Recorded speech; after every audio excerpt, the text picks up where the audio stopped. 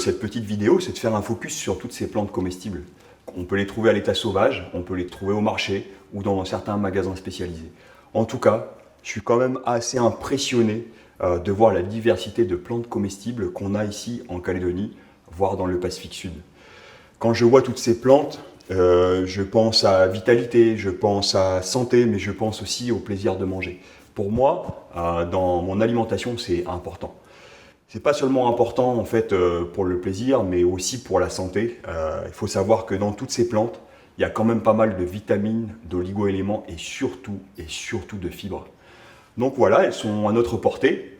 Je pense qu'il faut arriver à trouver les bonnes recettes pour qu'on puisse les apprécier à leur juste valeur. Alors, il y a une chose quand même qui est importante, c'est que ces plantes, elles sortent beaucoup en temps de pluie. C'est-à-dire, on est en période de saison chaude, donc on n'appelle pas ça des moussons, mais presque. Mais dès que les premières pluies arrivent, dans les tropiques notamment, et ben c'est ce genre de légumes qu'il faut manger.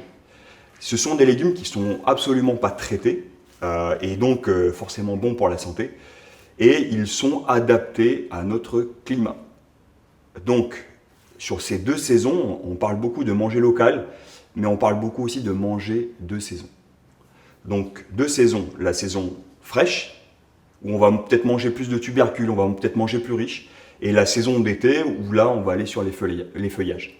J'ai essayé un petit peu, parmi les espèces que j'ai trouvées, de les classer.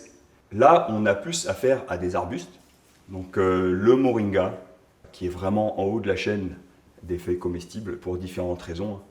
Le katouk, alors la dame ce matin au marché qui est vietnamienne, elle m'a donné un nom mais j'ai oublié. En tout cas, les Indonésiens en consomment beaucoup.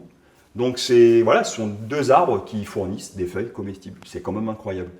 Là, on a des variétés de chou kanak avec grandes feuilles, des petites feuilles. On pourrait les appeler aussi les épinards tropicaux. Là, on a les brèdes. Donc ça, c'est plus de l'amarante. Et ça, ce sont des brèdes morelles. On les reconnaît souvent à leurs petites graines noires. Là, le chouquel, et je pense que voilà, ça, j'en vois de plus en plus aussi au marché. L'épinard malabar. Voilà. Donc ces variétés sont un peu gluantes. Là, on a la chrysanthème. Donc moi, je l'apprécie en salade. Et là, ce que je vous présente, c'est un petit peu en fait des espèces qu'on trouve à l'état sauvage.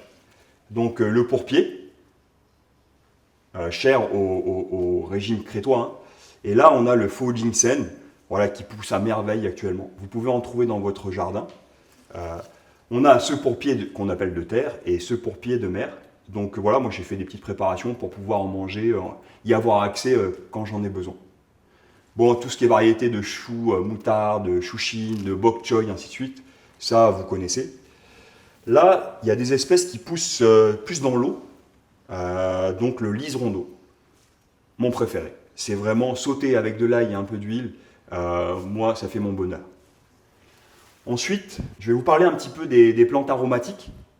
Donc non seulement elles sont comestibles, mais elles vont apporter du parfum. Et dans la cuisine, c'est important d'avoir voilà, cette dimension du parfum et ça augmente le plaisir de manger. Sûr aussi que certaines plantes, non seulement vont parfumer votre cuisine, mais aussi sont très bonnes pour la santé.